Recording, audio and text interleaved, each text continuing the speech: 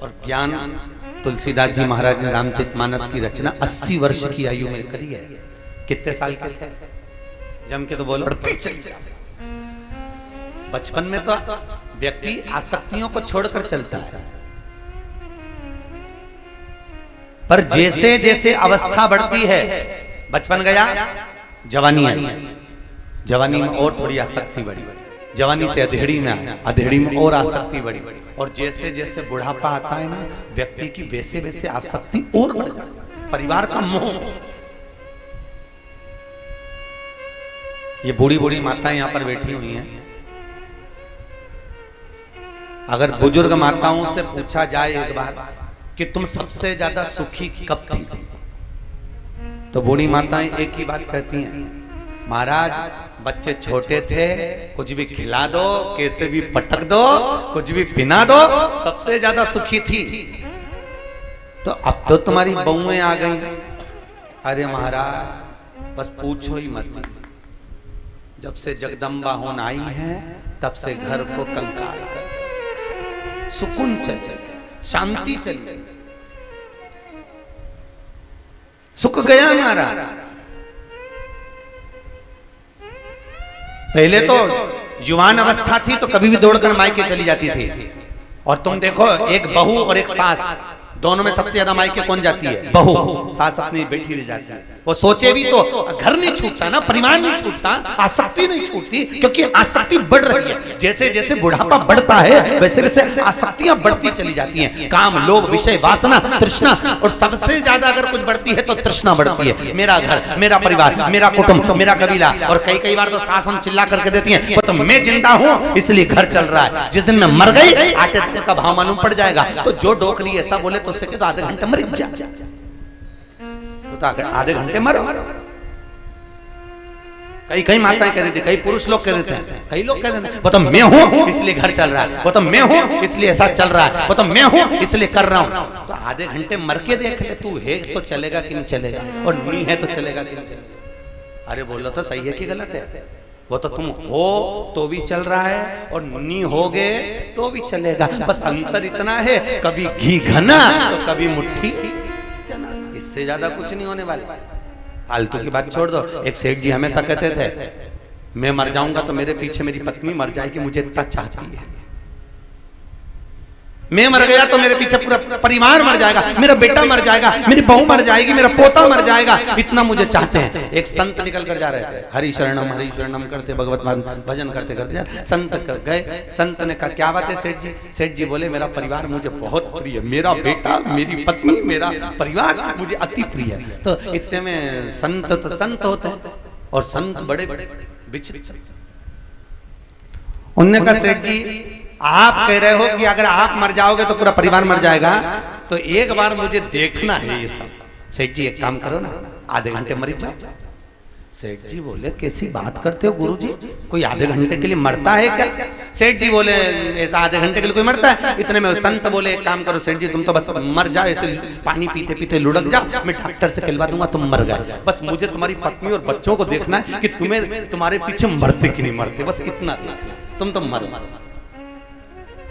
सेठ जी बोले कैसी पागलों जैसी बात कर रहे हो गुरुजी, और मैं अगर पानी पीते पीते लुढ़क गया और मर गया, मान लो मैंने नाटक भी किया और मेरी पत्नी और बच्चों को कुछ हो गया तो?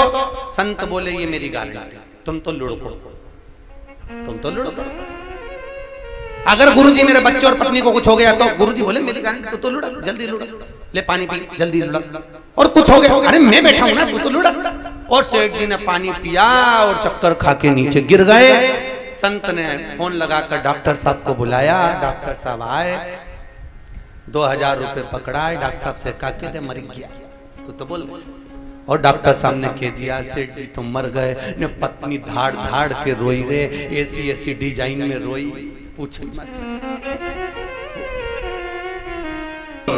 सेठानी बोली गुरुजी सेठ जी चले गए,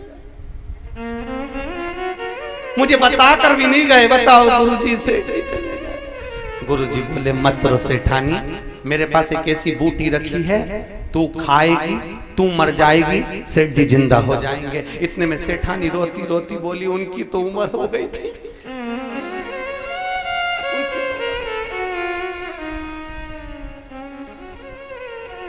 सेठ जी के गुस्सा आया और सेठ जी तो उठने वाले थे, इसमें इतने में गुरुजी ने चिमटा खोल दिया, पड़े थे चुपचाप। अभी तो कह रहा था पत्नी मर जाएगी, पड़े पड़े सेठ जी पड़े। बेटा रो रहा था, तू काहे को रो रहा है, मेरा पिताजी चले गया तो ये भी नहीं बताया कौन से कितना लेना था। बाप के चक्कर आ गया, बताओ यहाँ बाप मरा पड़ा, इसके लेनदारी के पहले पड़ गए। अब तो सेठ जी उठने वाले थे, इतने में तुरंत गुरुजी बोले काम कर, तू खा ले, तू खाएगा तू मर जाएगा, तेरा बाप जिंदा हो जाएगा, तेरा पिता जिंदा हो जाएगा। इतने में बच्चा रोते रोते बोला, पिताजी कह रहे थे अब तो तुझे ही संभालना है बेटा, मेरी तो उम्र हो गई। छोटा सा पोता था, बहू का लड़का, वो रो रहा था। सेठ जी ने संत ने पूछा तू क्यों रो रहा है? मेरे दादाजी चले गए, मुझे कुरकुरा कौन दिलाएगा, अब मुझे टॉफी कौन दिलाएगा?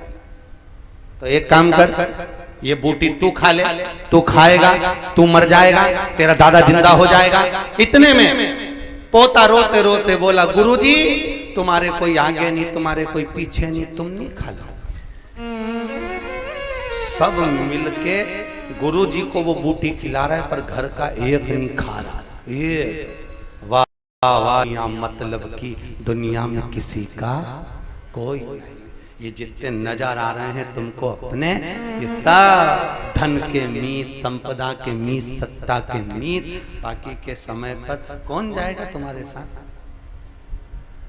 पत्नी, परिवार, प्राण छूटने के बाद घर तक साथ देते हैं। कहां तक? घर तक। मोहल्ले के लोग, गांव के लोग शमशान तक साथ देते हैं, पर शमशान के बाद में जब चिता पर लेटाया जाता है, आग लगाई जाती है, तब एक ही साथ देता है, जो तुमने ये राम का भजन करा, जो तुमने ये कथा सुनी, जो भगवत नाम का जाप करा। बस अंतिम क्षण में चिता पर आग लगेगी, परिवार वाले पीछे हटेंगे, तब वही राम तुम्हारे साथ में अंतिम समय में इस आत्मा के साथ में परमात्मा लेकर जाएगा। अंतिम क्षण। और भले तुमने लाखों रुपए परिवार में खर्च कर दिया, पर सही मायने का खर्च तो परमात्मा की कथा, सत्संग, भजन जैसा। उम्र निकल गई, फिर वही बात आ गई, ना राम नाम लीनो तूने भरी जवानी में, तू डूब के मर जा रे चुल्लू भर पानी। पूरी अवस्था गवा दी, बचपन गवा दिया, जवानी गवा दी, अधेड़ी गवा दी, पूरा जीवन निकल गया। अब बुढ़ापा आ गया, ना पांव साथ दे रहा है, ना हाथ साथ दे रिया, ना मुंह साथ दे रिया, ना कानों से सुनाई दे रिया। अब बच्चों से कह रही रे, ए मुझे सरस्वती विद्या मंदिर ले जा, वहां राम कथा हो रही। आज की औलाद ये कुत्ते को घुमाना पसंद करे, पर डोकरा डोकरी को नहीं। कौन छोड़ेगा तुमको? कौन छोड़ेगा? इसलिए मौका मिला है, मौका मिला है, विद्यालय में राम कथा हो रही है, छोड़ना नहीं है। यही तो साथ जाने वाला है, बाकी का तो सब छूट